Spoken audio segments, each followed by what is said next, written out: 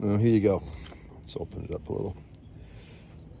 You can see that cracking on that surface back in there. Probably not the worst, but that would probably need to be hammered out, repatched, packed in, repatched, ground off. There is some, looks like some skim here right in that corner. Maybe somebody did some repair here at one time or another. These railings don't seem to be rusting through or causing any problems, so that's good. This area probably needs to be cut out. Probably hammer that out. Hydraulic cement. It's not too bad up here. These are pretty solid. This is solid up here.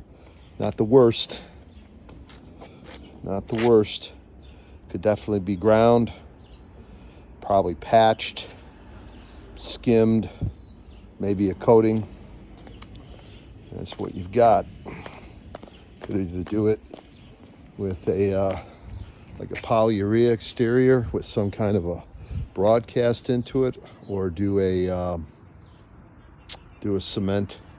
cementitious base like a overlay.